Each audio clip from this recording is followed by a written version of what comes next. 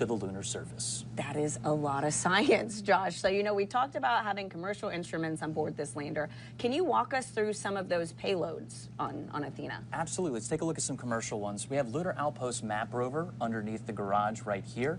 We'll move this around. We have Nokia just on this side. And if we pivot back this way a little bit, you have Lone Star Data Holdings data center over here. But I want to talk about a payload that's helping us solve one of the challenges we found from IM-1, and that was regulating the thermal temperatures underneath the lander's top deck solar array, this area right here. So what we did is we partnered with Columbia Sportswear and brought in this material. It's called Omni-Shade Sun Deflector. Can I hold it? Absolutely. And what it does is regulate that extreme heat and extreme cold that the lander experiences underneath that top deck solar array. Wow, that's incredible. And so all these commercial Star Data Holdings data center over here, but I want to talk about a payload that's helping us solve one of the challenges we found from IM-1, and that was regulating the thermal temperatures underneath the lander's top deck solar array, this area right here. So what we did is we partnered with Columbia Sportswear and brought in this material. It's called Omni-Shade Sun Deflector. Can I hold it? Absolutely. And what it does is regulate that extreme heat and extreme cold that the lander experiences underneath that top deck solar array. Wow, that's incredible. And so all these commercial payloads that you've been pointing out, they're all on the outside of the lander because, as I understand, Athena's fuel tanks are on the inside of the core structure. You got it right. Cool. That's liquid methane and liquid oxygen tanks inside of the lander. What that requires is extremely cold fuel to be loaded inside of the vehicle. That fueling process started about 3 hours before launch, and fueling stops just before liftoff. And what is really cool, to meet those requirements, SpaceX developed a way to fuel the lander while it's already attached to the rocket and on the path. Now let's head on over to SpaceX and Mission Control in Hawthorne, California. Thanks, Tahira. I'm John Innsbrucker, Falcon Principal Integration Engineer here at SpaceX. And I'm Yo Mezo, a Lead Propulsion Engineer here at SpaceX. Now IM-2 marks our 24th mission of the year after a busy 2024, where we launched a record-breaking 134 missions. SpaceX was honored to launch last year's IM-1 mission, which is the first commercial lunar lander to land on the moon, and the Blue Ghost 1 mission just last month. We're excited to once again partner with NASA as part of the Commercial Lunar Payload Services Initiative, which you'll hear us refer to as CLPS. Now, SpaceX was founded with the goal of making life multiplanetary, and today's mission furthers that goal by helping scientists understand more about the resources on the moon. We'll have more on SpaceX's part in building our future in space in just a few minutes. Yeah, we're currently at T-minus just under 41 minutes from liftoff, and while the countdown continues, let's take a moment to meet the Falcon 9 that will be taking IM-2 to space today. On your screen, you can see the Falcon 9 on Launch Complex 39A. Falcon 9 is a two-stage rocket, and it's the first orbital-class rocket capable of reflight. The first stage, the tallest portion of the vehicle, marked there on your screen, that provides 1.7 million pounds of thrust thanks to its 9 Merlin 1D engines. That's right, and near the top of the second stage, powered by the Merlin vacuum engine, or MVAC, while this is very similar to the Merlin 1D on the first stage, this engine has a large nozzle which allows the second stage to perform more efficiently in the vacuum of space. Now, the first stage is what gets us out of the Earth's atmosphere and into space, and the second stage is what takes the payload to its targeted drop-off orbit. Now, that large barrel structure with the pointed nose at the very top of the vehicle is the payload fairing, and it's composed of two halves made up of carbon composite material that come together to protect the payload until we're in the vacuum of space. Now, the Intuitive Machines landers need to be fueled on the pad with cryogenic methane and oxygen starting about 2.5 hours before launch. Now, ahead of the IM-1 mission last year, SpaceX teams had to modify Pad 39A and the transporter erector alongside the Falcon 9. We installed liquid oxygen and methane tanks, we put propellant lines in, and we put more of these to support the Intuitive Machine missions. Now, Athena, today's lander, went through the same late load of propellant while it was on the pad today. In fact, we have just finished wrapping up propellant loading. Now, methane isn't typically used in the Falcon program, So Falcon teams had to lean on the expertise of our Starship teams to verify the health and status of the lander and our fueling system. And speaking of Athena, the lander arrived in Florida back in January, and since then, teams have been integrating the spacecraft to Falcon 9's second stage in preparation for launch. It continues to be a smooth countdown today, and the SpaceX team will begin propellant loading at T-minus 35 minutes. Right now, we are looking good for an on-time liftoff, and in the meantime, let's check in with Tahira and Josh at Kennedy. Thank you, Yome. Now, as we mentioned at the top of the show, there are more than a dozen instruments on board Athena. And we're going to walk you through them to show you how they'll inform on how astronauts live and work on the lunar surface in the future. So let's jump right into the NASA technology demonstrations. We have the Prime 1 suite, which stands for Polar Resources Ice Mining Experiment. It consists of two instruments, the Trident drill, which you see right here, and a mass spectrometer called MSOLO, which you see right down here. And joining us now live to discuss these two tools is Dr. Jackie Quinn, Prime 1 Project Manager with NASA. Jackie, thanks for joining us. Oh, thanks for having me. So let's start with this instrument right here, the Trident drill. Can you walk us through how this works? So actually, this is a life-size rendition of the Trident drill. So that's the exact size that we're going to send to the lunar South Pole. Big. Yeah, it's actually was designed and built by Honeybee Robotics. It's a percussive augering drill, and it has the ability to sample down to a meter depth. So that's a little over 3 feet. And the way it works is it goes down in about 4-inch sections. It'll go down 4 inches. It'll collect the lunar regolith on the flutes of the drill. It'll bring it to the surface, deposit on the surface, and then it goes down again another 4 inches and deposits. It'll do that sequentially until it reaches its terminal depth. One of the very cool things about the Trident drill is it has a temperature sensor in the very tip of the drill. So as we're going down, we're going to stop and take temperature measurements at different depths along the way. So we'll get the first thermal in situ readings as we traverse down. That'll be one first. And of course, it's the first robotic drill in the lunar South Pole. So very cool. We're That's just getting a Trident. couple calls from SpaceX here. Launch shuttle aboard the on the launch countdown. sequence immediately and proceeding to launch abort. At T-minus 10 seconds, launch shuttle will be hands-off and relying on automated abort criteria for the remainder of the count. And Jackie, paired with Trident is the mass spectrometer, or MSOLO. I love the name. It's the second part of Prime 1. How are we able to use the drill in concert with the mass spectrometer? Right. So actually, I have another life-size rendition. This is MSOLO. So MSOLO is a commercially available mass spectrometer built by Infocon, which the engineers and scientists here at the Kennedy Space Center have ruggedized for use in the harsh environment of space.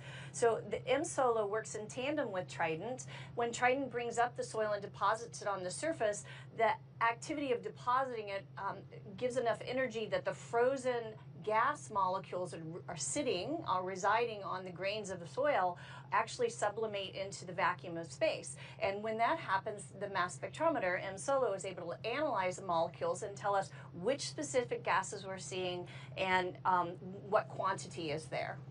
And so, Jackie, real quick, can you give us the big picture? You know, what does the Prime 1 suite contribute to the overall goal of long-term human presence at the moon? Yeah, so right now, I would say we're fairly tethered to Earth as human explorers, and we want to be able to have a sustained presence on the moon, on Mars, on any celestial body. And in order to do that, we need to be able to live off the land. So if we look historically at explorers, say Lewis and Clark that went from Missouri to the Pacific, they were able to do it because they lived off the land. They gathered food and vegetables, they hunted, they drank water. Well, we as explorers of space need to be able to live off the land as well. And the way to do that is to be able to get the water if it's there, and be able to harness it for creating fuel and oxygen. And that's what Prime 1 will do, is to give us those first key engineering components that allow us to design future systems. That is so exciting, Jackie. Thank you so much for joining us today. Being here. Go Prime 1. And it sounds like we also did just get a call out that RP1 propellant loading is underway. So that is a great update to hear. Now, also aboard Athena is the Laser Retroreflector Array, or LRA. It's a collection of reflectors. You can also think of them as mirrors that are designed to use reflected light from an orbiting spacecraft laser to help locate landers better on the lunar surface. Tahira, this technology requires no power to work and has been used since the Apollo era. And now we're looking forward to a new era of lunar exploration with NASA's Commercial Lunar Payload Services initiative. Here's why we're teaming up with American companies to deliver science and technology to the lunar surface. Our moon. It seems so close in the night sky, but getting there is really hard. But what if there was a way to change that? Only a few nations have successfully landed on the moon.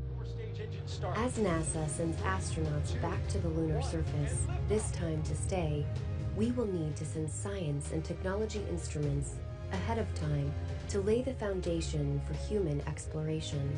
To make this happen, NASA is helping establish a commercial lunar economy. For the first time ever, there will be commercial delivery services to the moon. We are enabling American companies to send our payloads to the lunar surface for us. These delivery services will expand our capabilities for exploration, radically increasing the amount of science we can achieve. This high-risk, high-reward initiative will invest in and leverage the entrepreneurial spirit of American innovation to launch a commercial lunar marketplace, advancing technology and exploration for all of us. With this never-before-seen streamlined access to the moon, we will be able to make novel measurements and develop technologies that scientists have long wanted to do on the lunar surface. And as this new industry matures, this commercial delivery service for NASA and other customers could expand beyond the moon to other destinations in our solar system. And we can learn to live on another world because we are explorers. Josh, one thing that I think is super cool about tonight's delivery being led by Intuitive Machines is that it's controlled from your mission control, and it is a super unique setup. That's right, Tahira. Let's take a live look at Nova Control. This is the nerve center of our entire program at Intuitive Machines. Starting now, we have 3 primary flight controller teams working 24/7 to monitor, command, and control our lunar lander during its journey to the moon and Athena's mission on the lunar surface. Here's a closer look at how Athena may accomplish her mission. Athena's mission may provide the wisdom required to define how will humanity live and work on the moon. These kind of questions, where we go from being observers of the moon to builders on the moon, this is the first step to beginning to answer those kinds of questions.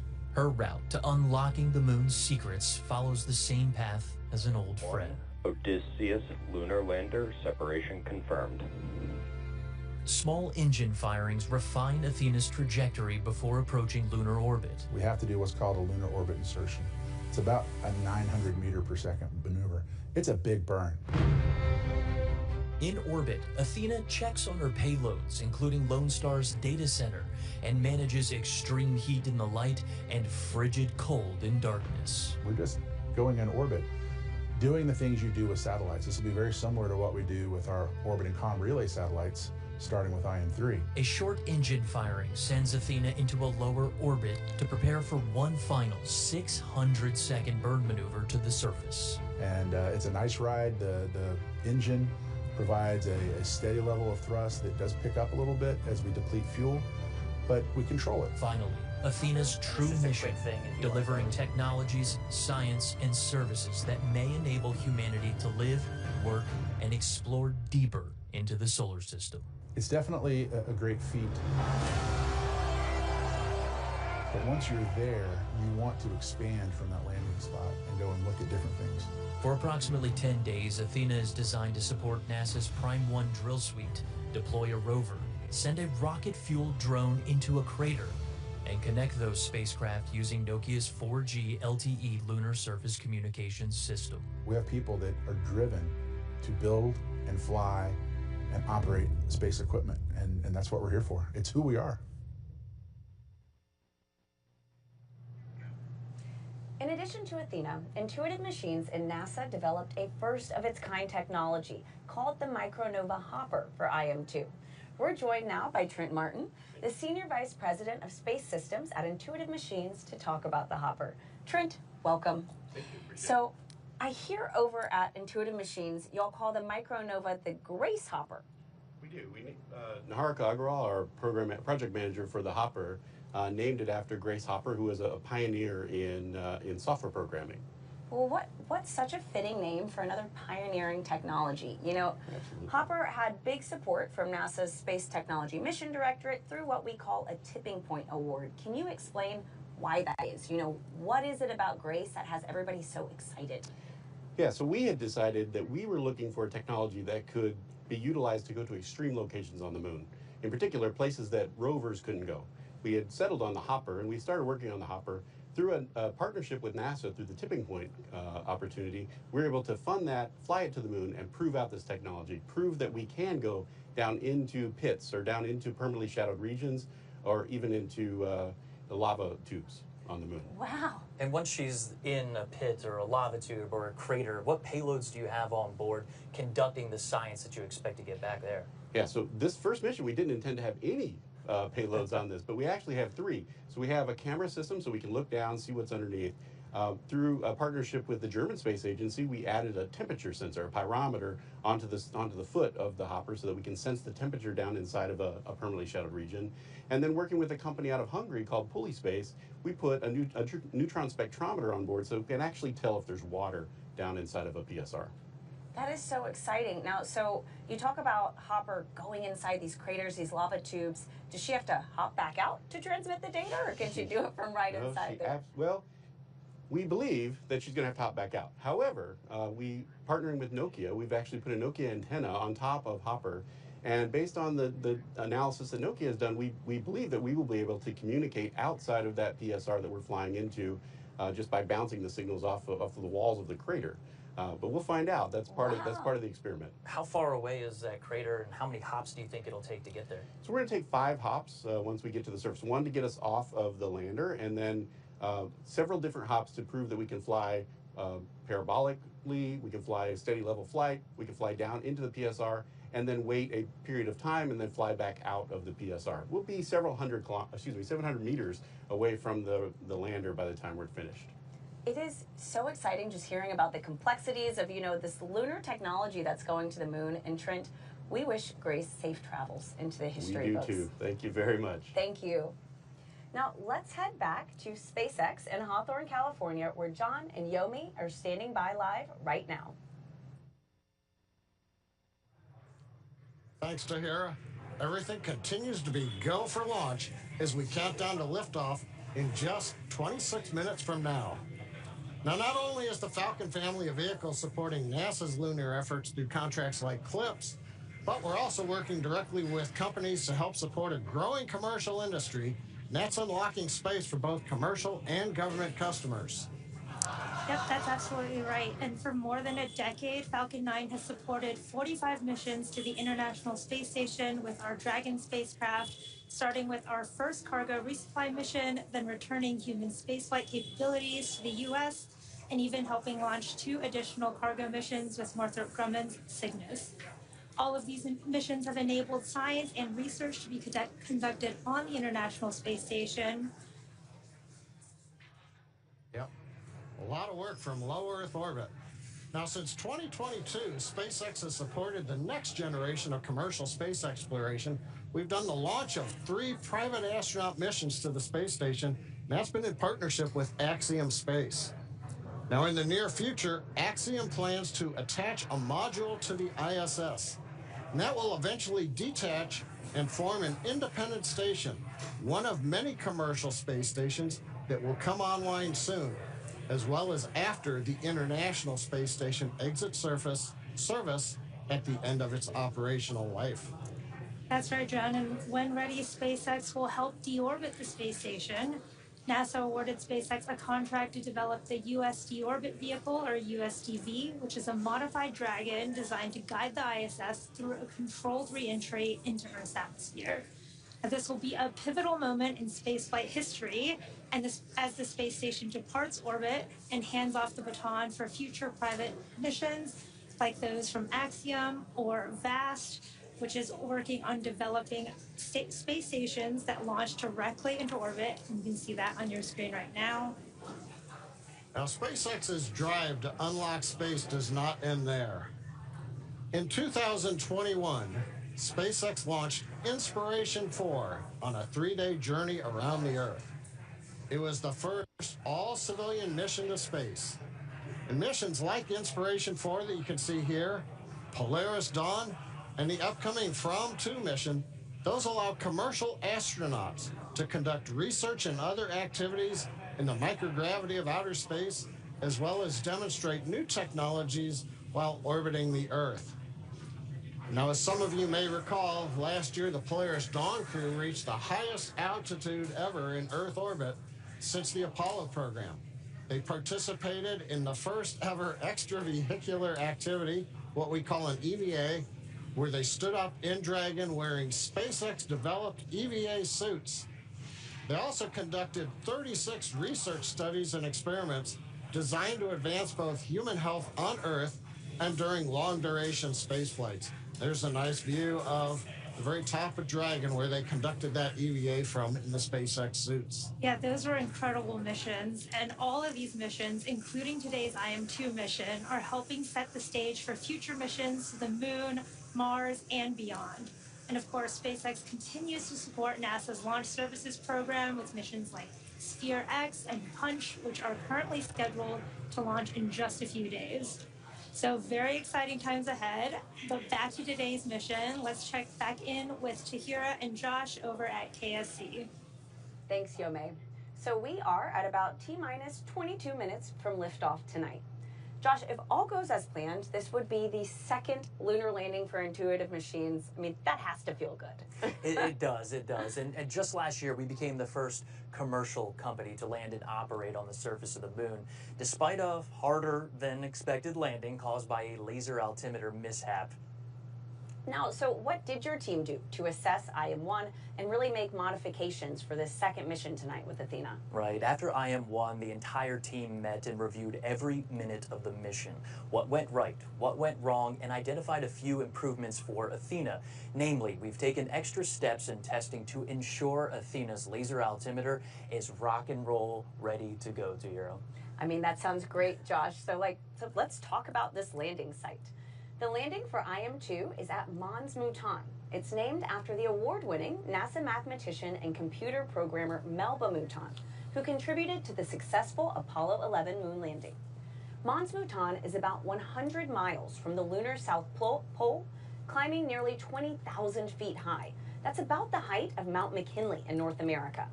This mountain is also about the size of Delaware, stretching 2,700 square miles, and will be the southernmost lunar landing ever attempted.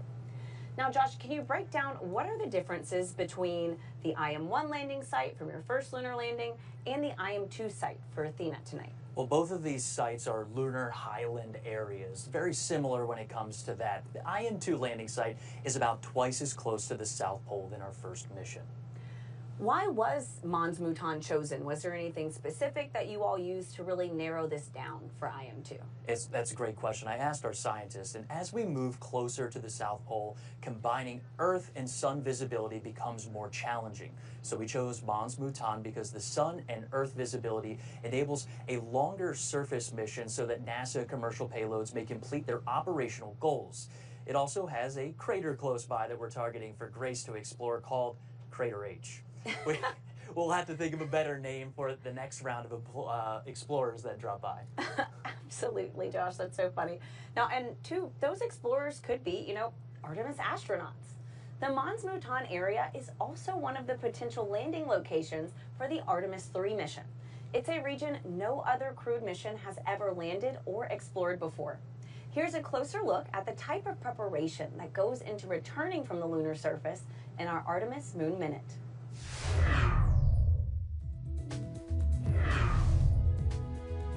Hey everyone, I'm NASA astronaut Christina Cook, crew member for the Artemis 2 mission.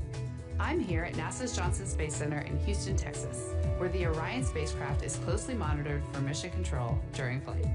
Speaking of the Orion spacecraft, teams are gearing up for another important exercise off the coast of San Diego, California.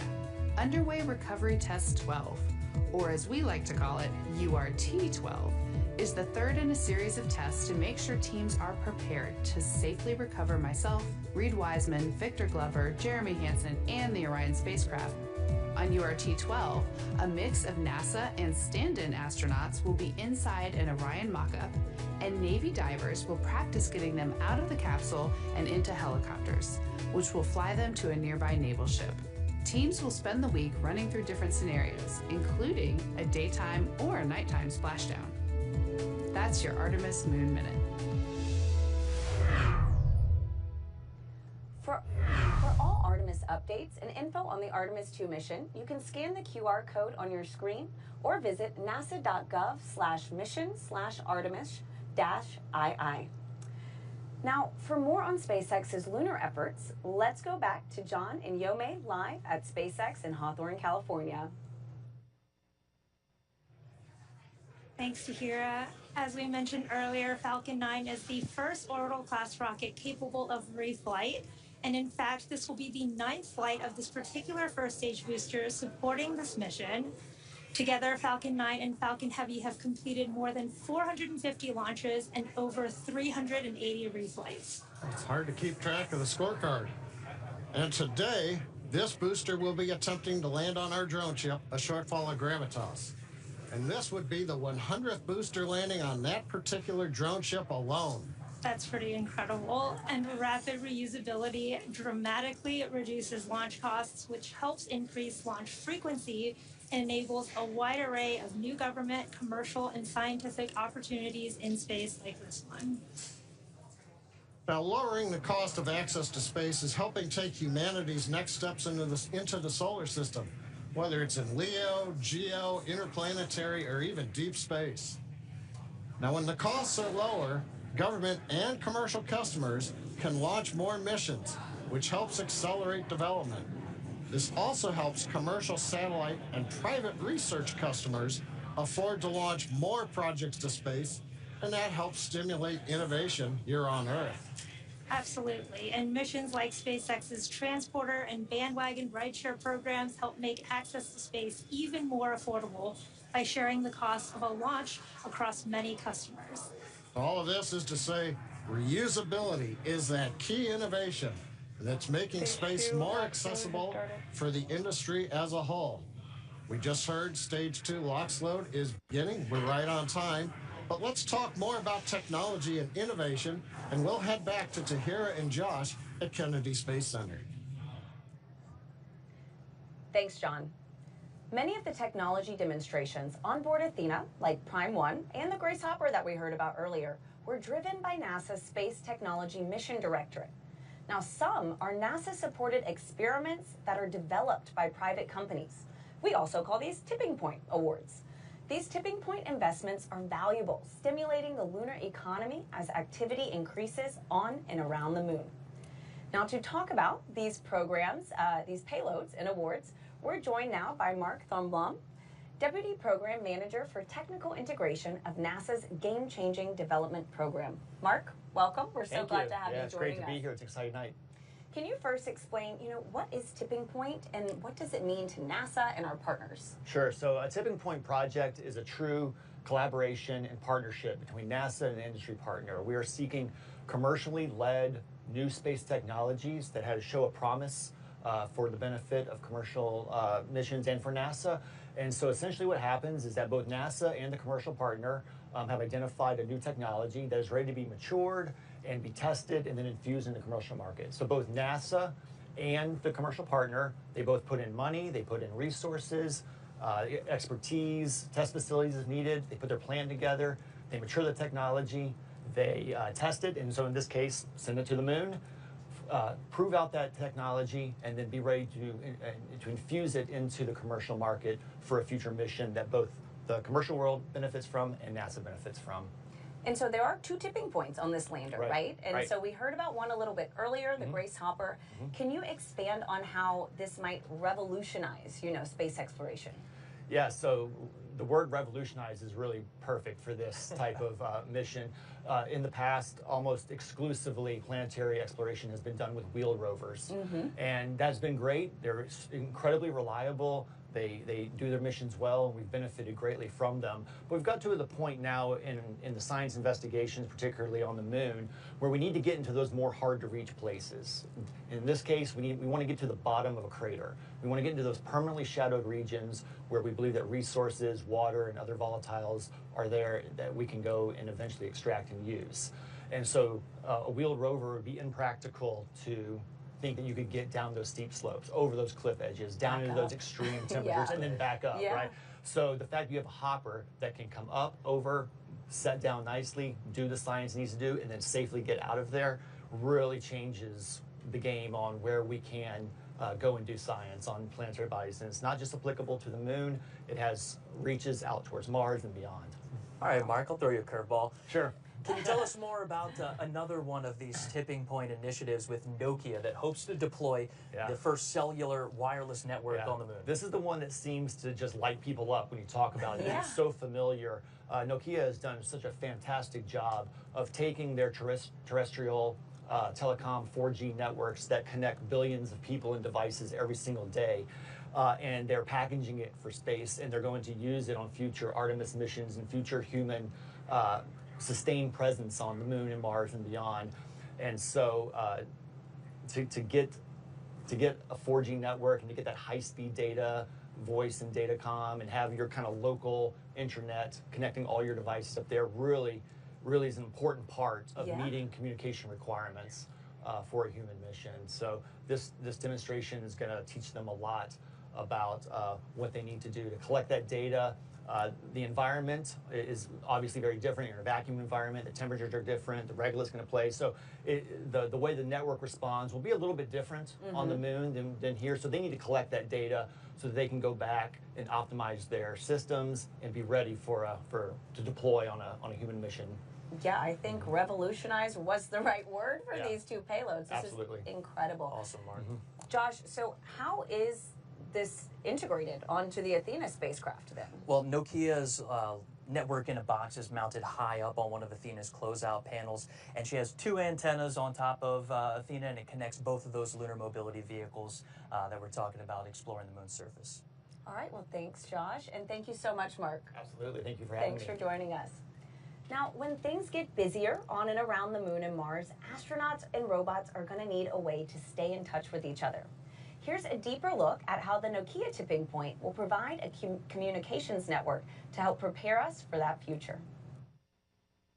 On Earth, a cellular network has many components: base stations, radio units, and a core network that manages the connection between users and the network. Nokia's technology miniaturizes and integrates all of these components into a single network in a box. This is Nokia Bell Labs Network in a Box that you can hold in your hands. It contains every single component that make up a 4G LTE network. Scaled down to this size, weight, and power, we could install it onto the Intuitive Machines Nova C lander along with specially designed antennas. Every gram that we send to the moon matters. While compact, the system also has many redundancies and fail-safes, allowing it to recover and heal itself. We also overhaul the system software to minimize the impact of ionizing radiation that would normally cause sensitive electronics to malfunction. The network links directly to devices in both the Lunar Outpost Map Rover and Intuitive Machines Micronova hopper. For the mission to succeed, this network must be fully autonomous. It must deploy and configure itself once on the lunar surface. As the lunar rover goes about conducting experiments, and the hopper goes deep within a crater, the network must also constantly make adjustments to ensure it maintains connectivity. This is an uncrewed mission. There will be no human technician to tweak or repair the network if something goes wrong. Achieving that level of autonomy was a monumental task to undertake. Working with NASA's Space Technology Mission Directorate, Nokia plans to test the first cellular network on the moon. Success will have implications far beyond this important mission.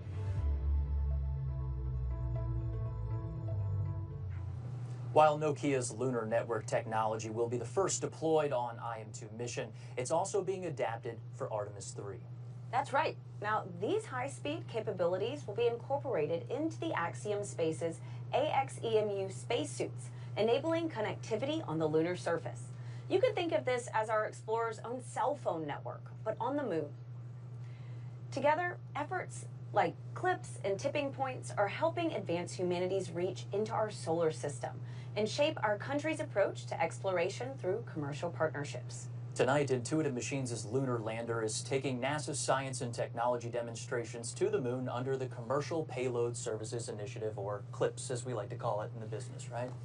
Exactly, Josh. And under CLPS, NASA asked commercial companies like Intuitive Machines to provide lunar delivery services that advance capabilities for science, exploration, and the commercial development of the moon. Tahira, it's through CLPS. NASA selected Intuitive Machines to deliver its Prime 1 drill suite and laser retroreflector array to the moon. However, Intuitive Machines added commercial payloads like the Diamond Yaoki rover, Pulley Space Water Snooper, and others to make commercial lunar ambitions a reality. And it's by collaborating with NASA and leveraging CLPS as a springboard, we've developed services for delivery, data transmission, and infrastructure that commercially develop the moon.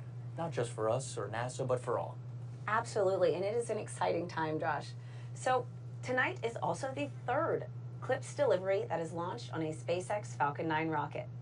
Let's send it back to John and Yome at SpaceX in Hawthorne, California, as they walk us through the final moments of the countdown.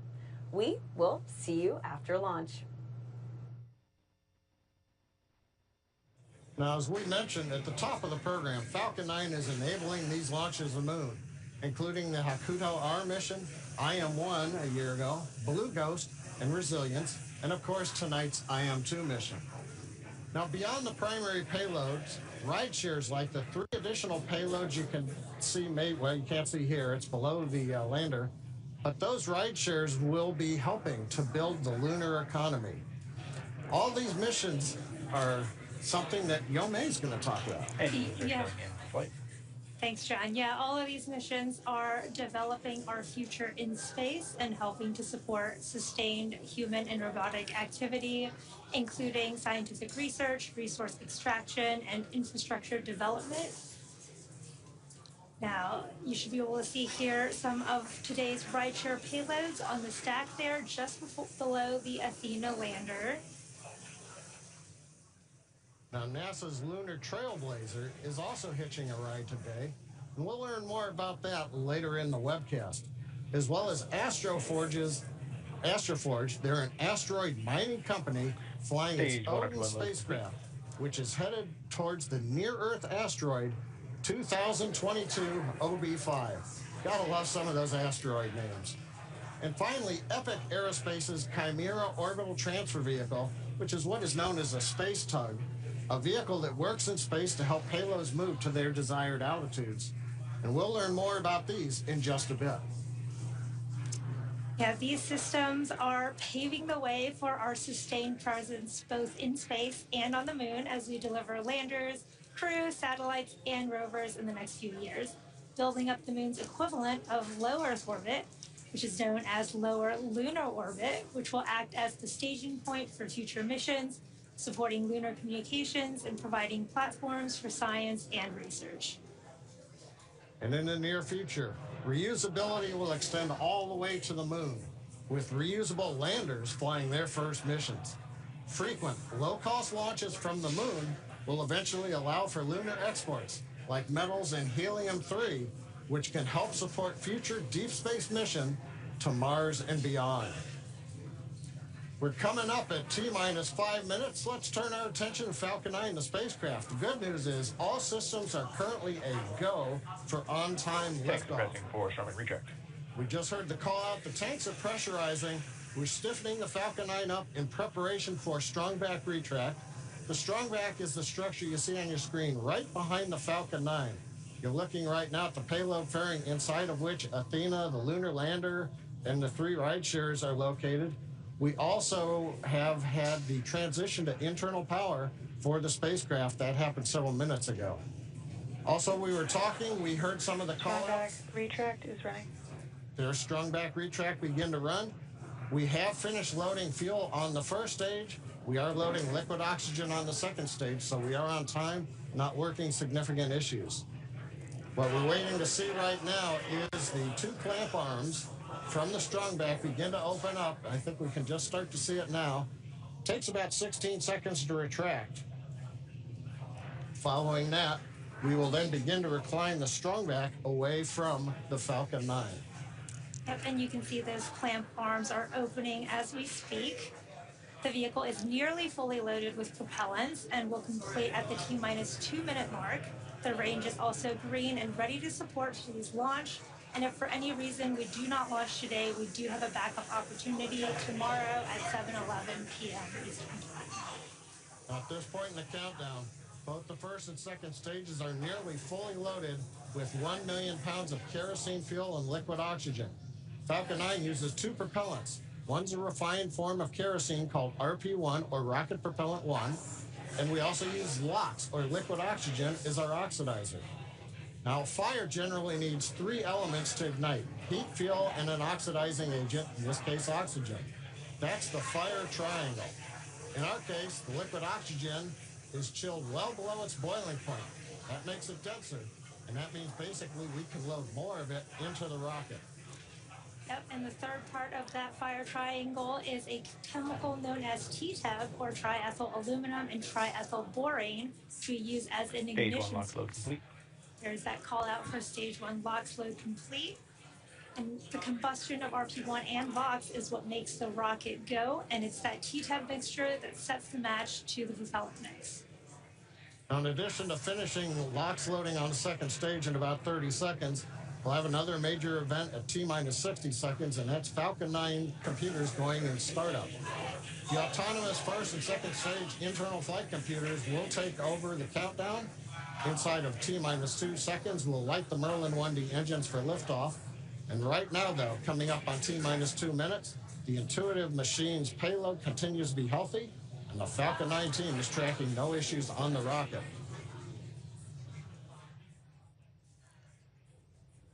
Currently, the weather is green and the range is ready to support a T0 at 7:17 p.m. Stage 2 lock load complete.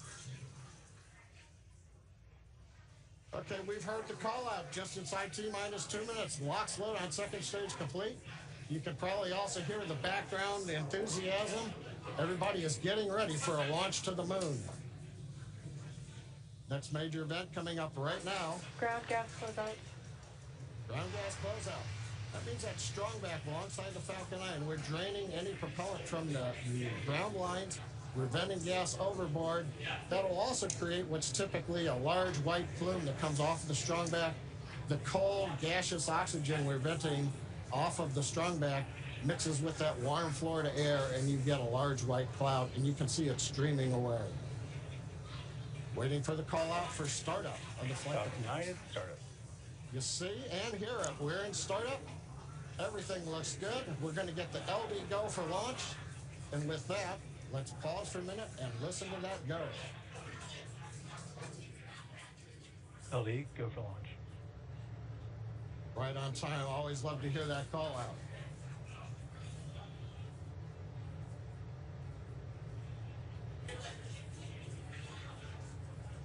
T-minus 30 seconds and counting. All systems are go for launch of Falcon 9 with the Intuitive Machines lunar payload.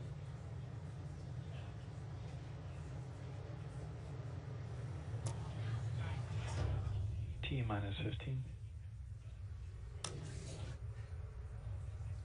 T-minus 10, 9, 8, 7, 6, 5, 4, 3, 2, 1.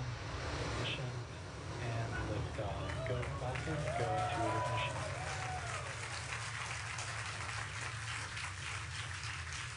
Default pitching downrange. And what default number?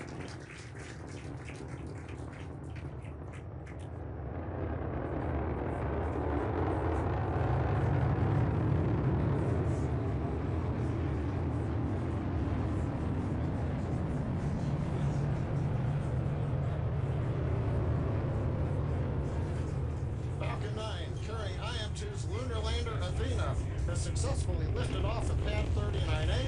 We're heading to the moon. We heard the call out of the pitch kick. That's a small tilt of the vehicle. We're still going pretty much straight up, but now we're also slowly heading horizontal. We heard that call out for power and telemetry nominal, and once we reach orbital altitude, we're going pretty much horizontal to the Earth. The rocket needs to go about 17,000 miles per Falcon hour. 9 is supersonic. Horizontally. We heard that call out. We are supersonic, and in just a few moments, we will pass through max Q, or maximum aerodynamic pressure, on the booster. Max Q. We're through max Q, and the Merlin 1D engines have throttled back up to full power. Next call out we ought to hear is MVAC chill. Falcon 9 data is continuing to look good as the first stage heads out over the Atlantic Ocean.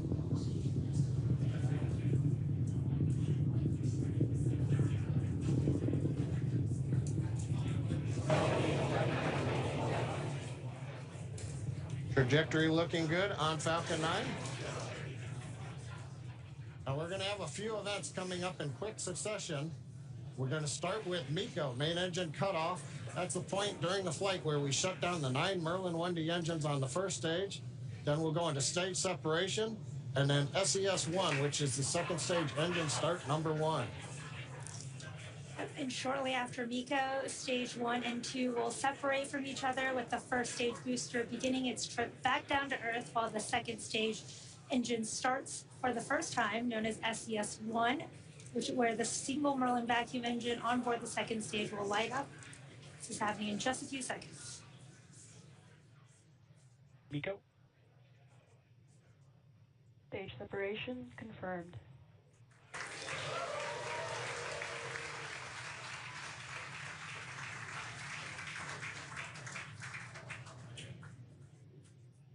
MVAC ignition.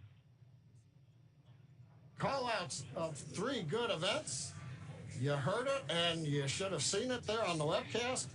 MECO stage sep and SES-1.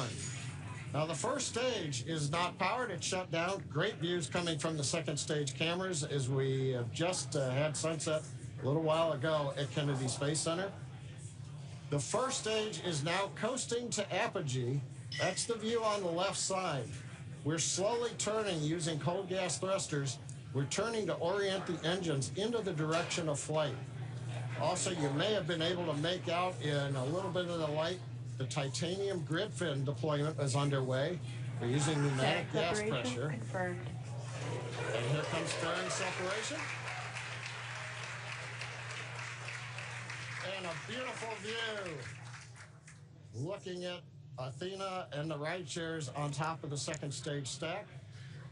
So we had good fairing Vehicles are on a separation. nominal trajectory. Trajectory's nominal. First stage is looking good as it goes to apogee. Second stage under power. Yome, everything continuing to look good right now on the mission. Yeah, we are at just over T plus 4 minutes into today's mission. IM-2 is SpaceX's 24th launch this year, and we are currently in the first of 2 planned MVAC burns. Around the T plus 6 minute mark, you should see on your screen the first stage's entry burn. It's currently making its way back down to Earth. And for that entry burn, we will relight 3 of the M1D engines on the first stage, starting with the center engine, followed shortly by the engines next to it, which will slow down the vehicle as it passes back into the Earth's atmosphere. Now we need to slow down the first stage to reduce re-entry forces, which will help us recover and reuse that first stage. And you can follow along on your screen to the telemetry on the bottom left and right of your screen for the stage 1 and stage 2 speeds and altitudes. Now you may have noticed on the left side of your screen, first stage altitude has begun dropping. We have reached apogee, and now we are under the pull of gravity, headed back down to the Atlantic Ocean. Now to slow us down, we'll use that entry burn. And that means we're firing 3 Merlin engines to decelerate the Falcon 9, but we'll still be moving very rapidly. And that's going to cause the vehicle to fly through the Merlin exhaust gases. That's also known as the rocket's plume. And this will deposit a layer of soot on the vehicle surface, one of the signatures of a flown booster. Now that soot comes from the carbon-based fuel that Falcon 9 uses. Now, it took us almost 2 minutes since separation to get up to apogee. It's going to take the rocket just as long to bring the first stage back down to the edge of the atmosphere for the entry burn coming up in just about 20 seconds or so.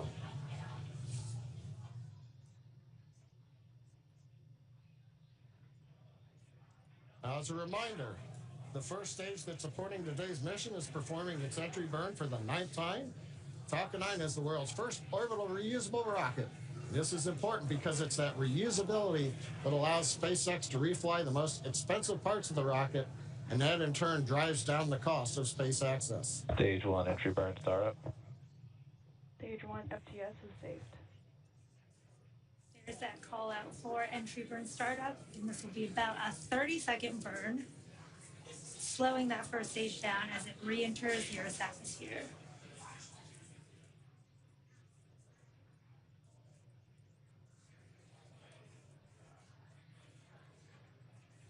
Stage 1 entry burn shutdown.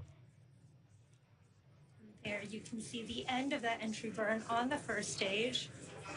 And on your right, you can see the second stage still in the first of 2 planned burns carrying the Intuitive Machines 2 payload to the moon. Now coming up next, we will shut down our MVAC engine on the second stage, followed quickly by the landing burn on our first stage. And the second engine cutoff of this first burn will be in just about 30 seconds at the T+7 minutes and 46-second mark. Stage 2 is internal guidance. You can see on your bottom right the speed of the second stage accelerating as we are in that burn. Stage 1 transonic. Stage 2 STS is saved.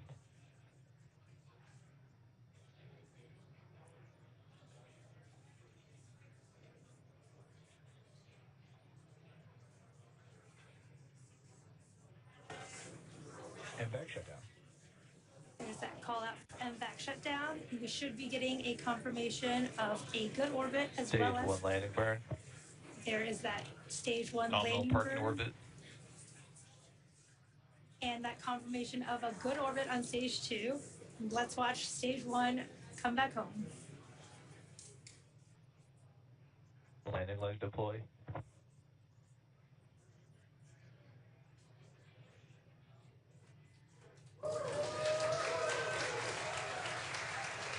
Stage 1 landing confirmed.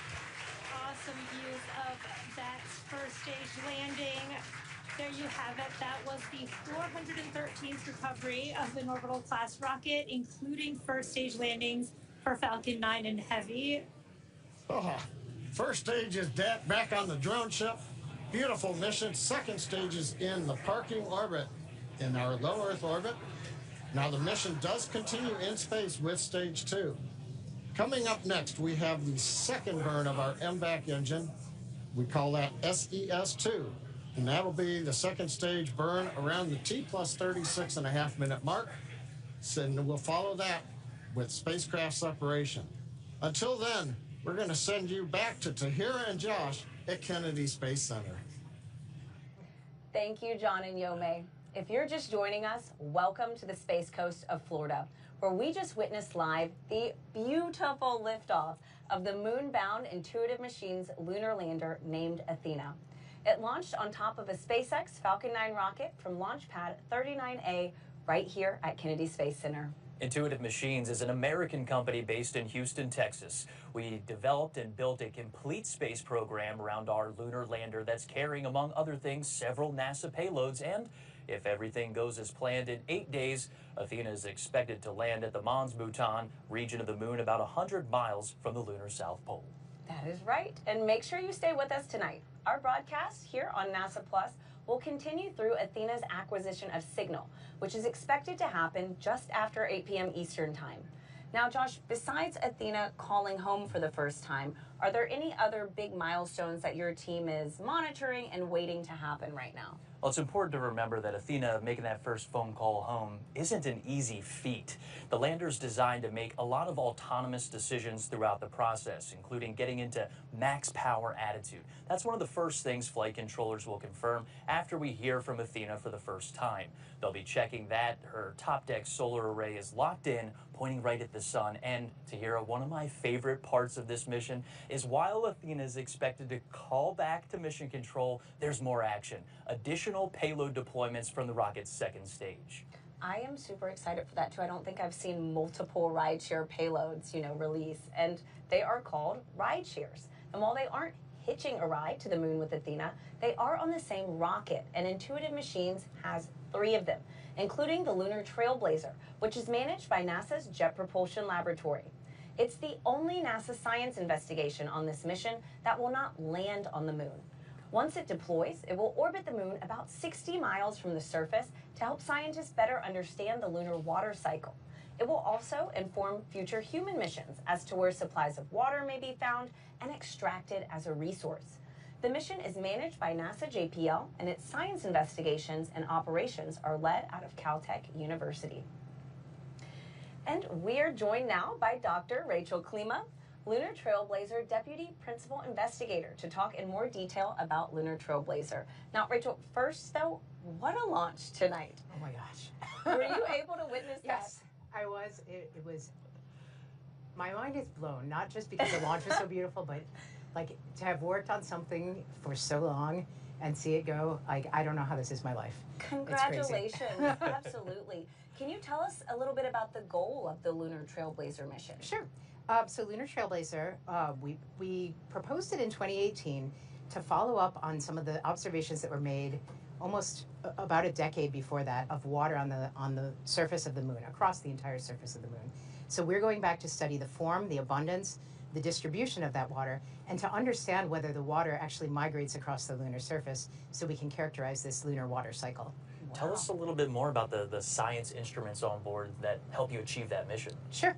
So the way that we're doing that, we have 2 state-of-the-art instruments. We have one called the high-resolution volatiles mineral mapping, mineral moon mapper, excuse me.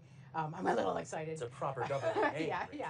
HRMQ is what we call it by. And that studies the near-infrared reflected light from the sun. So the sun shines the light onto the lunar surface, and the light that's reflected back off basically carries with it like a spectral fingerprint of where water and minerals are on the lunar surface. So we'll be measuring those, and then riding along with that is the Lunar Thermal Mapper, which is out of Oxford University in the United Kingdom, and that was supported. So it's an international partnership with the UK, and they're measuring the temperature of the lunar surface at the same time that we're measuring the spectral signature and understanding where the water is. Now, Rachel, quickly, can you tell us how does the work that Lunar Trailblazer is intending to do lay the groundwork for what we want to do with our Artemis? Well, so, we have these hints of water on the lunar surface in the permanently shadowed regions of the moon and also on the illuminated surface. But if we want to go there with Artemis, if we want to live off the land, if we want to use the water that's there, we need to understand where it is, we need to understand how much is there. And so Lunar Trailblazer, on a scale that people can actually operate on, will be able to map whether there's ice in the permanently shadowed regions and that kind of thing. So to help pick landing sites and see where we want to be. Wow, that is crazy.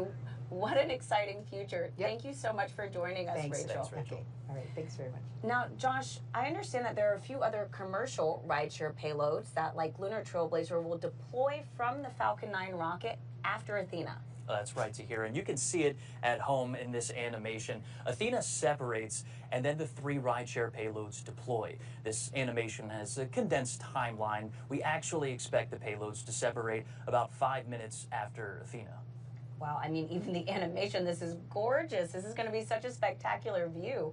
So can you walk us through, what exactly is deploying here? Well, what you're watching are all of the rideshare deployments, including Astroforge, a space mining company, using this mission to scout its target asteroid that is out of this world, and deployment of Epic Aerospace's payload called Chimera. It's an orbital transfer vehicle intended to deploy multiple payloads after separation. And is there a special reason, that these ride shares joined Intuitive Machines CLPS lunar launches? That's a great point. And Intuitive Machines takes an Apollo-like trajectory to the moon. It's called a translunar orbit. It's like throwing a fastball right at the moon.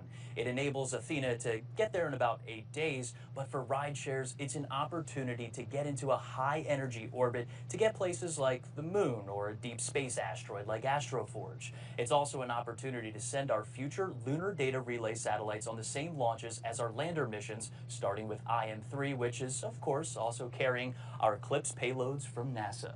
That's right, and IM-3 will be Intuitive Machines' third lunar delivery mission as part of CLPS, an initiative where NASA and American companies have teamed up to explore the moon. Now, a lot of research needs to happen before humanity can live and work on the lunar surface.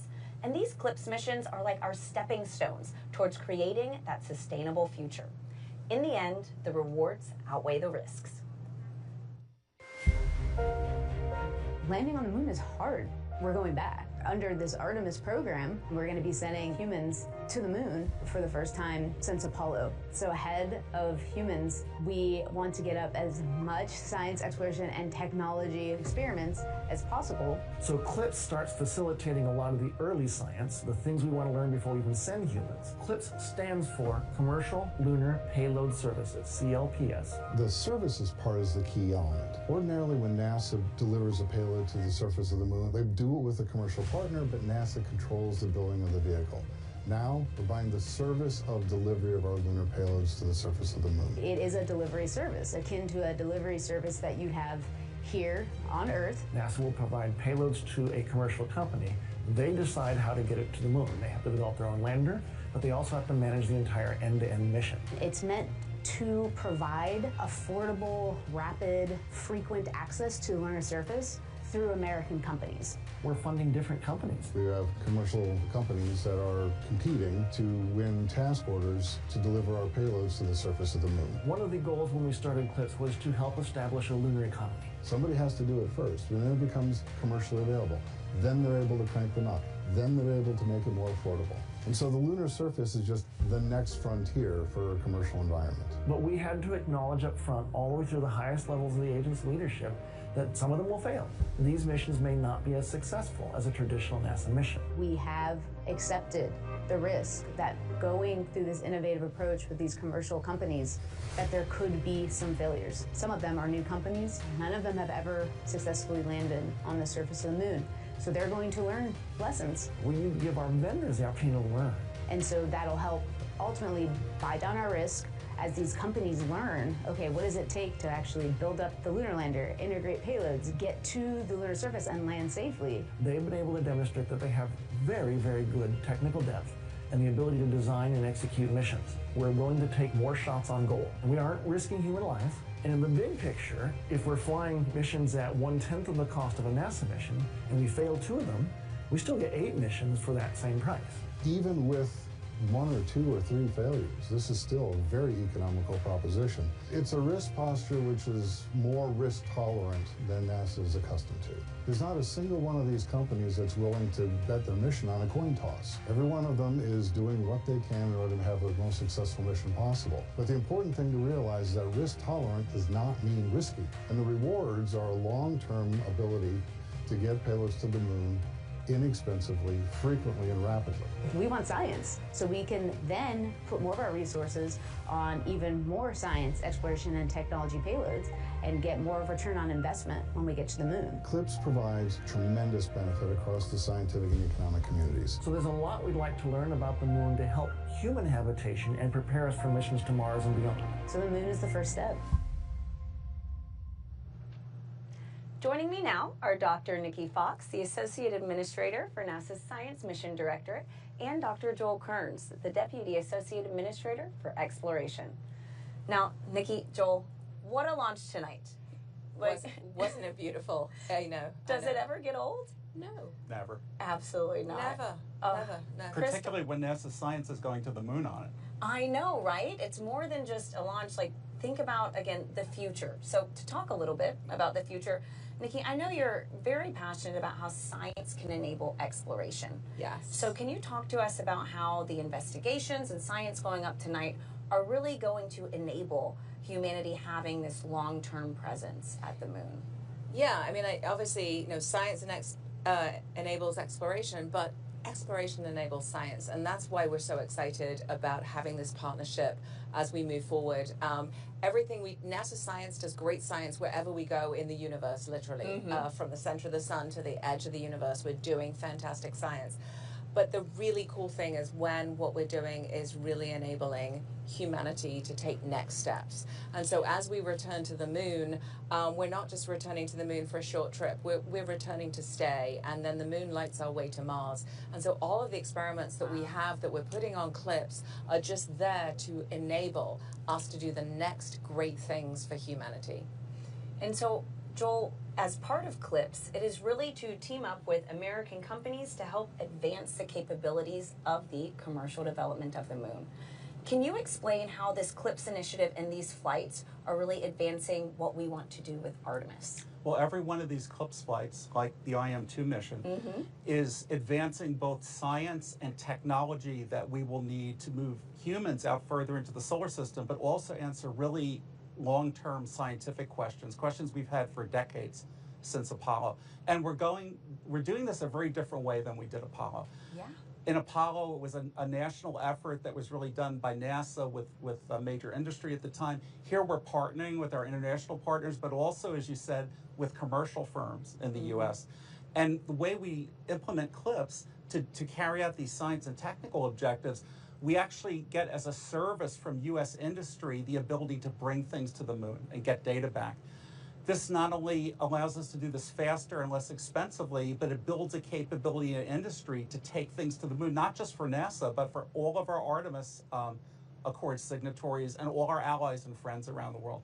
It starts with robotic landers, it goes to orbiters, and it goes to other small spacecraft. And you know that we are doing public-private partnerships now, even for the big human landers and the spacesuits. It's really the wave of the future for the moon and eventually Mars. Absolutely. Now, very quickly, this is a hard question, but what are you both looking forward to most in this new era of lunar exploration? We are going to go to places on the moon, again, to get ready for Mars and to answer questions about the moon that no one's ever visited before. So, for example, IM-2 on this mission will go the furthest, closest to the South Pole that anyone has ever been. And we know we want to send our Artemis astronauts to the South Pole. So just by going there, we're going to get the first information of what is the South Pole really like as we answer those scientific questions. And Nikki? All of our NASA science missions are super interconnected. So the exciting thing for me tonight is not only Intuitive Machines going to land, but Lunar Trailblazer, coordinated science, both of them looking for volatiles, really fantastic. NASA science doing amazing things all through our universe, from the just everywhere we go, incredible, incredible science. So just really excited to continue to inspire the world and lead the nation in science exploration. Absolutely. Thank you both so much for joining us. Thank you. As part of CLPS, Intuitive Machines is continuing to add commercial lunar services. It enables delivery, data transmission, and infrastructure to support the Artemis campaign and the commercial development of the moon. 2024 redefined Intuitive Machines, becoming the first commercial company to land and operate on the surface of the moon. Houston, Odysseus has found his new home. And rapidly advancing services for lunar data transmission and infrastructure. When we jumped off on this CLPS initiative and pivoted the company towards the moon, it pushed the boundaries of what could be possible. And so we thought unconventionally. Last fall, we continued development of our lunar terrain vehicle, the Moon Racer, wrapped up 2024 with NASA astronaut testing at Johnson Space Center, along with a meteor crater trial run in Winslow, Arizona. To support delivering Moon Racer and other heavy cargo, the company completed several milestones in developing its heavy cargo lunar lander, Nova D. So what we're able to do with heavier cargo is provide a logistics supply chain to the moon. And while 2025 starts with another lunar liftoff, development of the first lunar data relay constellation capable of 4K video transmission is underway to support Artemis missions to the moon. Starting with our third and fourth CLPS deliveries, we plan on deploying data relay satellites and begin operational capability for Artemis and allow for more robust communication from the surface. Each mission is building the foundation for a sustainable presence on the moon and a foothold toward the next step into the solar system. We're now going to step aside while we await our next big milestones, the second burn of the second stage of the Falcon 9 rocket, and then separation of Intuitive Machines' lunar lander. We're expecting that to happen about 8 minutes from now, so we'll see you then.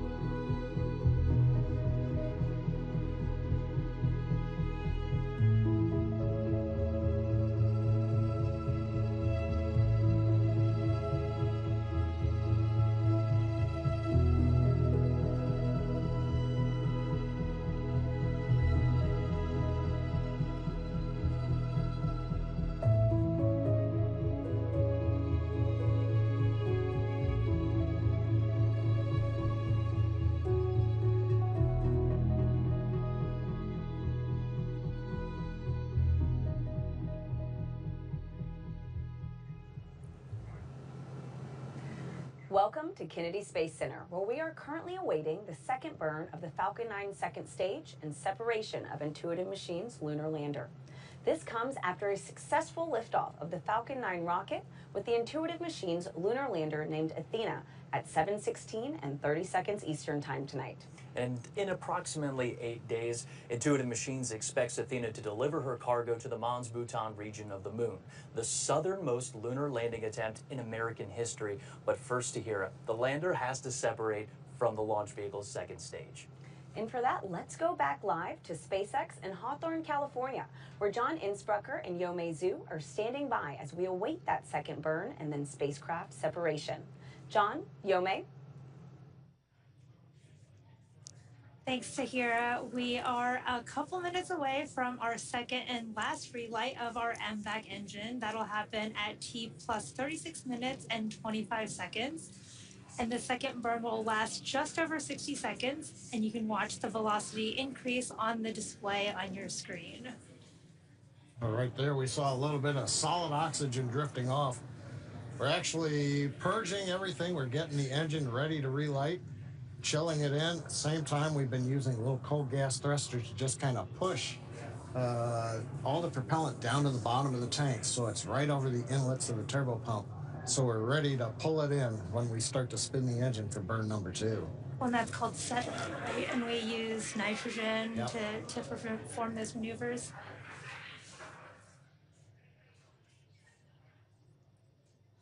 And we can't see those thrusters that John mentioned. They're on the right on the main second stage, and we just have the MVAC engine view here.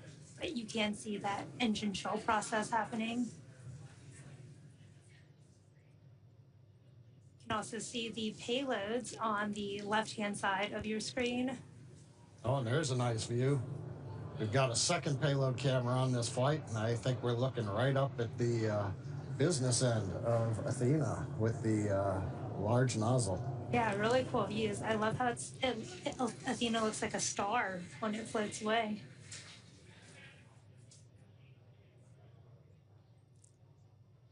Again, we are coming up on that second engine startup 2 in just a few seconds here. Again, this will be about a 60-second burn.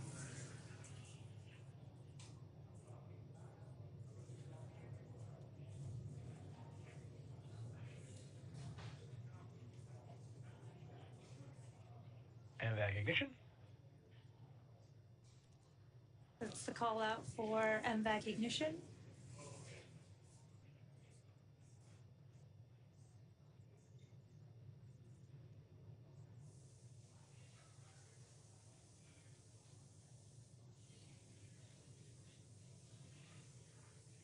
Always cool to see that MVAC nozzle start glowing in the middle of the burn.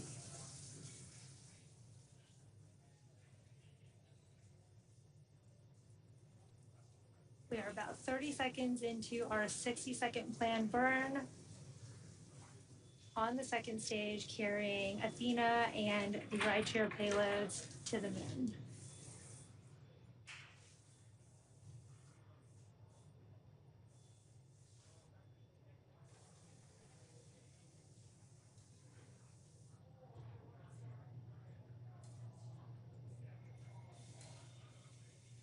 MVAC shutdown. There is that call out for MVAC shutdown. We've completed that second burn of the second stage. Just waiting on confirmation of Nominal orbit insertion. There is that confirmation for a good orbit, and it looks like we are on track for spacecraft separation in just a few minutes. It's been a great launch so far. Coming up 38 minutes since we had the liftoff. And now we're waiting for that IM-2 lander to separate from Falcon 9's second stage. A little bit of a recap while we're waiting for that. That comes in a little under 6 minutes from now. We had an on-time liftoff shortly before 7:16 p.m. Eastern Standard Time from Launch Complex 39A at Kennedy Space Center. Everything has proceeded nominally. 2.5 minutes into flight, we got stage separation. We also saw the successful landing of Falcon 9's first stage on our drone ship, a shortfall of gravitas, and that made the 9th landing for this first stage. Now, about 2 plus 7 minutes, 46 seconds, we had a successful second stage engine cutoff, SECA 1, and we heard the call out of a good parking orbit insertion. Now, that was the first of 2 burns of the second stage engine, and we just saw the second burn of that engine complete, and we also are in a good transfer orbit right now. Pay attention on the bottom right to the altimeter. We didn't change altitude very much during the 1-minute burn, but you can see we're starting to move away from Earth now. Now, the vehicle is coasting at this point in time. Payloads are still attached as we're counting down towards the separation of the Athena lander. Now, currently, the second stage is in a coast phase, as I mentioned. We are essentially making sure everything is quiescent on the stage. We're venting down pressures. We're making sure that overboard vents are done so that nothing, for example, burps during flight. We want Athena, when we send the separation command from the flight computer, to just be moved away with the power of the springs and not have any jostling if, say, the second stage inadvertently vented something at that time. So we're making sure everything is quiet on the second stage. And we're coming up, we're under 4 minutes to separation. And we're getting great views of the second stage as it prepares to separate the IM-2 lander to begin its 8-day journey to the moon. And of course, given the way spacecraft want to be oriented to the sun, for example, make sure when they separate, they get power on the solar cells. If you're wondering why we have a camera pointed right at the sun, well, that's a requirement of the customer to make sure that the spacecraft gets nice and warm, gets a lot of power, everything looks good. And we talked about the 8-day journey to the moon. The Athena lander is carrying science and technology investigations from CLPS that will help pave the way for humans to live and work at the moon. And today's mission is the second CLPS mission for Intuitive Machines. Now we're waiting right now, separation coming up a little under 3 minutes. Getting some more views. We're cycling, the flight computer is cycling between the various cameras on stage 2. Got a view of the nozzle. As we heard earlier in the broadcast, that'll make a large maneuver as they get to the moon. But right now, everything is quiet on the lunar lander. There's a view of the nozzle extension one side. Here's the other camera at the back end of the second stage. The silver blanket that you see there, that's multi-layer insulation. We put that over the back end. That keeps all the valves underneath and the electronics warm and cool. Warm from the chill of darkness and the vacuum of space, and also helps insulate it from the hot radiative plume when we fire that second stage engine. That's some cool views of the sunrise on the coming up from the Earth's horizon over there, which is very cool. Very cool to see.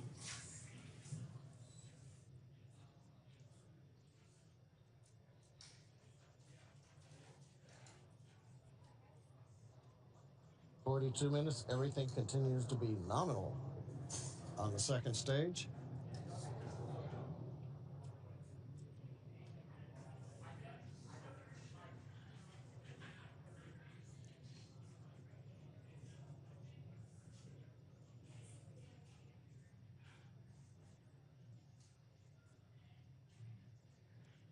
Now, just to give you an idea of where we've been, where we're going, in about 1 minute, we are going to get deployment of Intuitive Machines 2 lunar lander, named Athena.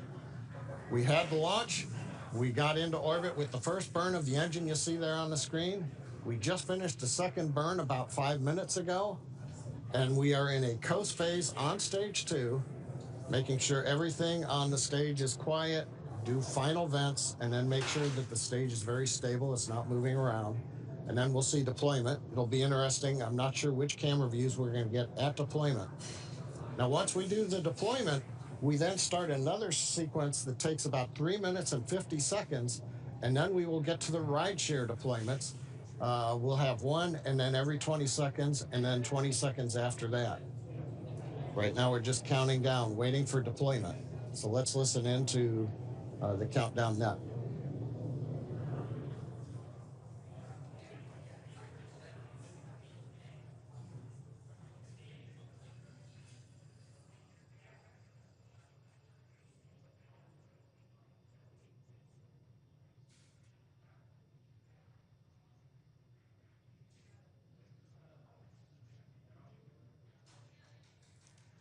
there is that deployment. You can see IM-2 Nova C lunar lander named Athena floating away from Falcon 9's second stage, confirming spacecraft separation. Now, from all of us here at SpaceX, we are wishing the IM-2 lander a good flight and safe travels. SpaceX is honored to be a part of NASA's Commercial Lunar Payload Services Initiative to deliver science and technology to the lunar surface, and we thank NASA and the Intuitive Machines for entrusting us with today's historic mission to the moon. Now, while we wait for the next development, let's bring in Tahira and Josh back at KSC. Yo, mate, that was absolutely gorgeous. What an excellent throw from SpaceX to Hero. What do you think of that shot? It is unreal, literally. It's so gorgeous. Right now, we're going to continue to listen in. Simultaneously, we have Intuitive Machines Nova Control in Houston, Texas. That's going to be waiting for acquisition of signal. That's Athena's first call home, while also monitoring SpaceX. FM, can you call out when we should have booted? And then if we get close to Confeder, give us a call. All right, that's Intuitive Machines Mission Control Athena confirming separation confirmed. Athena separation confirmed. And Tahira, while we stand by and keep running this clock for about 5 minutes after launch vehicle separation, that's when we expect Athena to make that first call home. At the same time, John, I, and Yome in Hawthorne, California will be calling out those ride-share deployments. And Com and Raven, let's The views tell on screen. Scuba to stand by, and let's focus on Singapore and Tina. Yep, on screen you're looking at Intuitive Machines Nova Control on the left, and you're looking at the second stage views on the right with SpaceX, Tahira. Just gorgeous views. Look at that Earth. That's us. Absolutely incredible. A lot of things are happening right now. It's a very dynamic situation for those rideshare deployments. Let's just listen in here. ADU permission back. Let's just listen in here. ADU permission back to TMAC for a second. Here we go.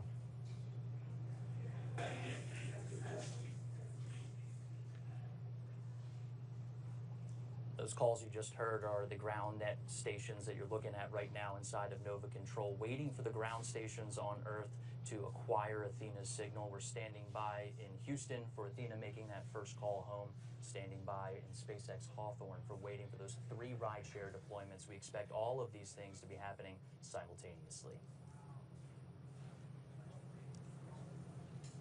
And Josh, right now from Hawthorne, we should be about 30 seconds away from starting that sequence of rideshare deploy.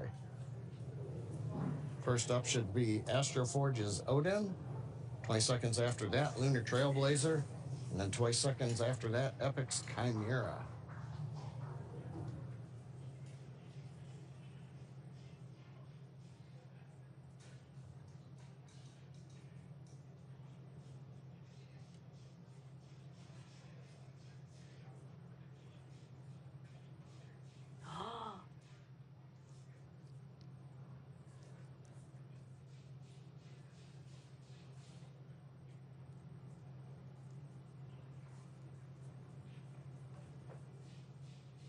Odin deployed, as you heard over the net. Status, Odin's away. Lunar Trailblazer, separation confirmed. Lunar Trailblazer away.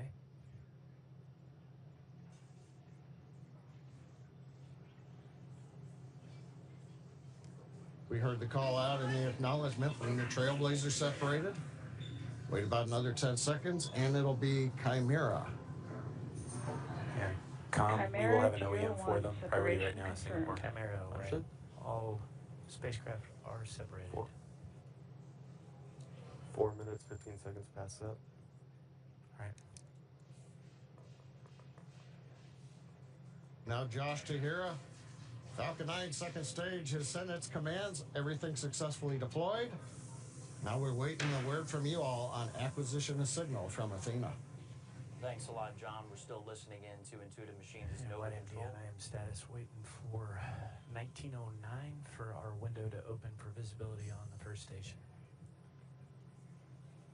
That's flight controllers waiting for that window to start listening in for Athena to make that call home. We're just about inside of that expected window for her to make that first call to you.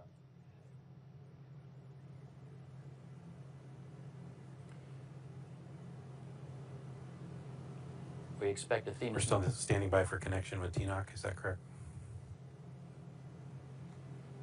That's good feedback. I'm getting. Should I enable randomization? Yeah, we're getting some information. We're waiting for visibility at our first ground station to hear. Those are the large radio astronomy dishes on Earth that are needed to make that connection to Athena out in space. What she's doing right now is autonomously commissioning. That's a process where she's turning on her power systems, getting into max power attitude. That's pointing that top deck solar array right at the sun, making sure we're getting good power coming through. Again, I'm just getting a little bit of information here that the visibility of the first station, that first ground station to make that connection with Athena, 1909. So probably here just in the next couple of minutes, Mission Control is just going to be standing by for that opportunity. Until that window comes, 6 minutes post-up. we're not going to hear that confirmation until that ground station's ready to receive that signal. Now, Josh, Copy that. what Com, we're expecting 1909 for the visibility. That's correct. It's 1909. They're talking in Central Time, so that's 8:07 here on the East Coast. So here, just a couple minutes away, flight controllers are watching their screens, waiting to make that first connection with Athena while she's been autonomously commissioning herself in space. That process of getting to max power attitude, getting her radio pairs on, and making that first call home, all while moving just about 24,000 miles per hour. doing a lot. That's right. Now, Josh, what happens if Athena exceeds that time window? Well, if Athena exceeds that time window, it's okay. She's also programmed to swap radios and antenna pairs to get in a better configuration to make first contact with flight controllers that your folks at home are watching on the left side of your screen. That's Nova Control in Houston, Texas.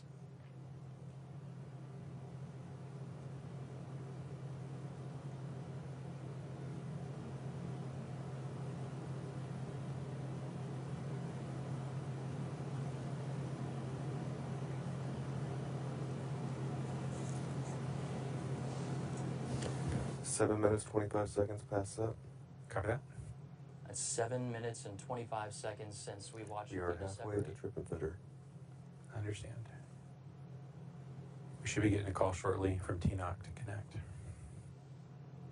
All right, that's a good call from our activity deck director. That's John Graves, waiting for our ground station to connect to Athena as we continue to watch video from the second stage. That's SpaceX on the right and Intuitive Machines on the left. We'll see, what time do we have here? About 8:08 p.m. Eastern Standard. We're standing by for the ground stations on Earth to receive the signal that we expect. Athena is ready and already making that call back through that autonomous commissioning process. Tahira, you touched on what happens if we don't make this connection. It's going to be all right. It's okay. Okay, good.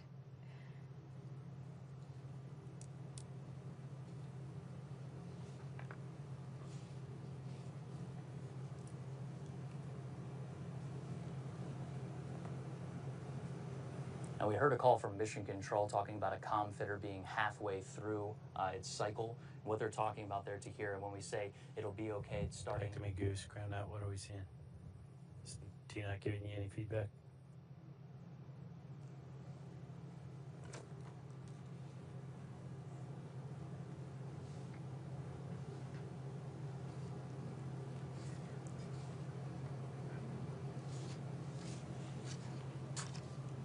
Com, while they're working that, when is visibility open for Okinawa?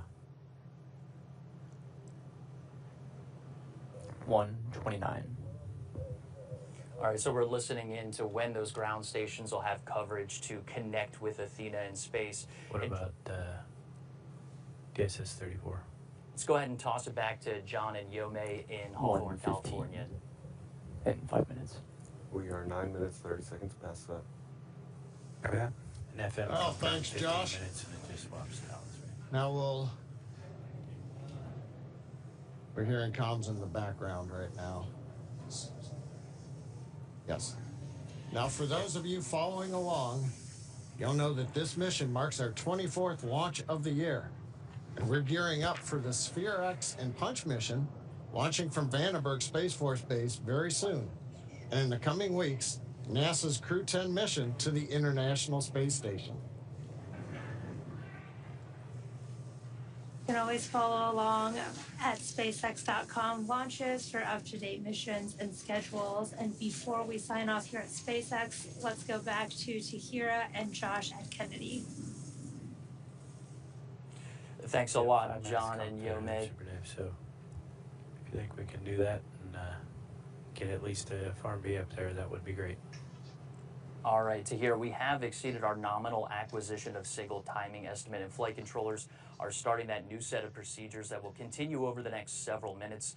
They're working to confirm our communications configuration is correct, that the flown trajectory we receive from SpaceX matches those expectations, and that our ground station dish is using the right trajectory. That's been a lot of the timing and things that we've heard in chatter right there in mission control. All right, and we are watching flight controllers in Nova Control right now, working to confirm where Nova sees separated from the launch vehicle, and then matching that data to the ground station's dish that's currently working to acquire the lander's signal. And the team's expected to continue this process for several minutes until Athena's autonomous procedures start a new process. We've heard them call out a couple times of how much time is left until ComFitter, and that is part of that new process to communicate back to Earth. This includes cycling Athena's power systems, switching radios, and swapping antennas to sets that had not been used yet. All at the same time, we're working with SpaceX to confirm a good launch vehicle separation. That means a good translunar orbit. We mentioned that at the Groundnet, top how long of would the it show. take us to configure the DSN data connection? Go ahead and turn it on. It should be on now. Okay, Groundnet. And that's our ground net trying to work the ground stations that are on Earth to make that connection with Athena. But right now, we know that Athena... Just passing 12 minutes in set. We have 4.5 minutes before ComFitter trips. Copy. Thanks, FM. We know that... 3 minutes. Let's move.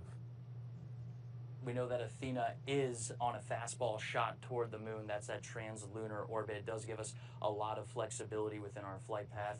DSS 34. And there's some more calls working with those ground stations, enabling the ground stations to make the calls and make that connection with Athena. Status is start bend. All right. We're going to continue to monitor progress inside of Nova Control. I have command active for DSS 34. All right. Telemetry.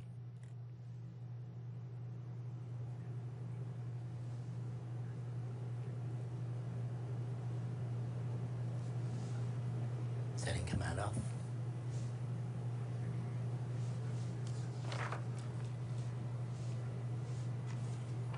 All right, so as we continue to monitor progress inside of Nova Control, we're going to pause to continue listening into what folks are saying inside of Mission Control. But let's just recap what happened leading up to and after liftoff from Launch Complex 39A at NASA's Kennedy Space Center.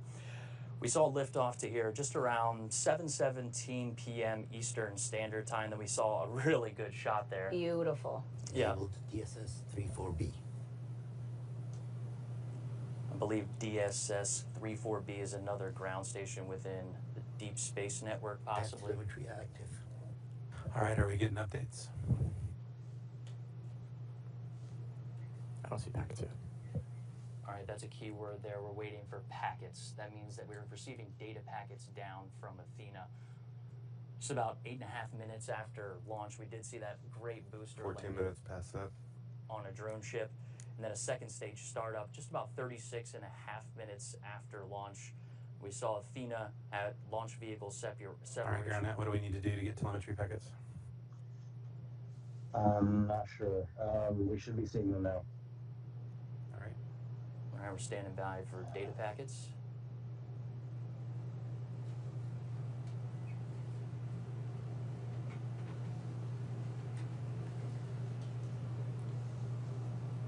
Everyone glued to their screens here. We had launch vehicle separation with Athena just shy of 43 minutes after launch. Nominal acquisition of signal about 5 to 7 minutes. We've exceeded that time. We touched on that autonomous process of what Athena is doing, but right now it's more of a manual process inside of Mission Control as those flight controllers are working to configure the ground stations that are required to make that call. It's possible that Athena is powered on. All right, so while TNOC is working, looking for anything we can shake on the DSN side to get packets. And so, Josh, we've mentioned a few different ground stations tonight. If they get this signal from any of them, does that work? Yeah, it sounds like they're switching over ground stations as we're listening in. I'm not familiar with which one and where they're working those, but they're working to get that signal from Athena, and that's coming from our ground net. And you can see folks working inside of Mission Control trying to solve this problem inside of our circular design control room, allowing folks to kind of wheel around and get the information that they need.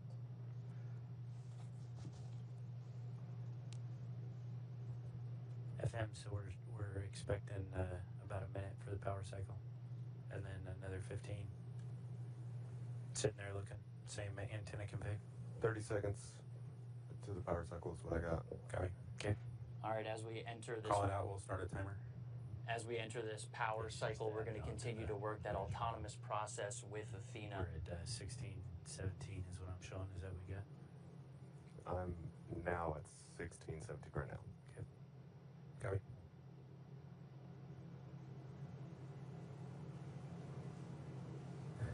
Granite, give us calls on the main loop. You are the most important person in the room. Everything you're doing is critical. Call it on the loop, everything you see. All right, as we hit this repowering process, it's going to start several long terms where Background net, everything goes on the main loop. it'll give Athena some time to configure her systems if that's what's required, but it's also going to be some time gaps. Do we have control in the room? It's also going to be some time gaps in between when we can configure these ground stations. Raven. Yeah. It's going to start opening up longer periods of when we're waiting for autonomous processes as well as data control to make sure they're seeing packets for us. They have carrier lock, sub-carrier lock, symbol lock, but no telemetry. But they have no telemetry. Copy. All right, that's a good sign. We're hearing carrier lock. That's one of the steps that we heard on our first lunar mission.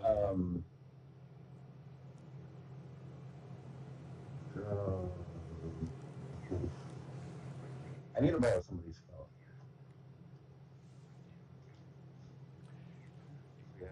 Showing packets. All right, we're showing packets. All right. Oh my goodness.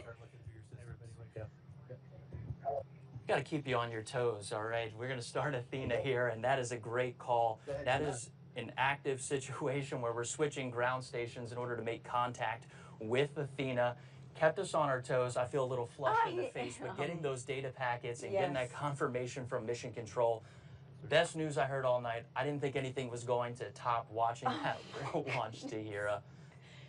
So, Josh, can we breathe easy now? Orange Coronet, can I? We can. It sounds like we have our packets and we're working those challenges, but the important thing is we'll be providing those updates on our page as well as packets? on our X account as they continue to work this challenge. But what an action-packed moment. 3 rideshare deployments take a look at what you got. and Athena's first call home to let us know she's ready for her lunar journey. And we continue to know that this is a journey filled with challenges, and successfully acquiring Athena's signal and getting those packets and maybe having some more challenges, we know that those are the steps toward getting the ultimate milestone, landing and operating on the lunar surface, Tahira.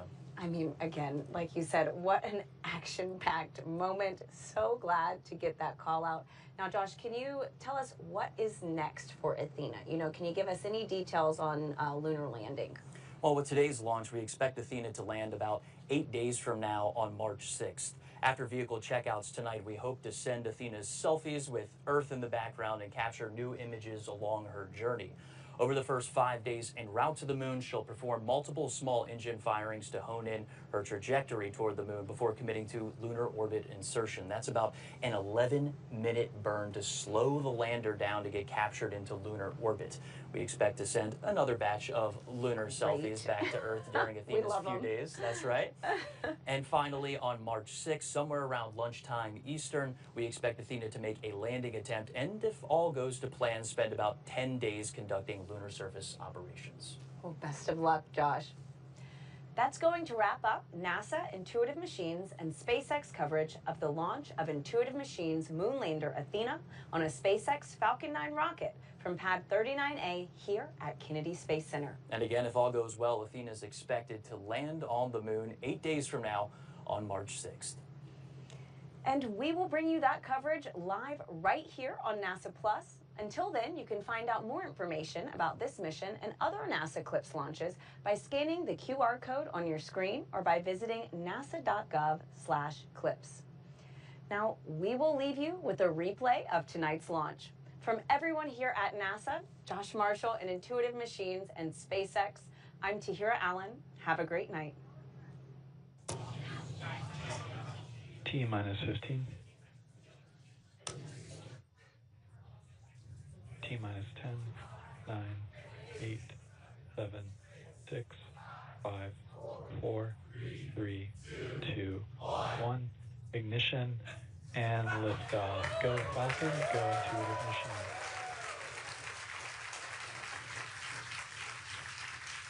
Vehicles pitching downrange. And when these Falcon is nominal.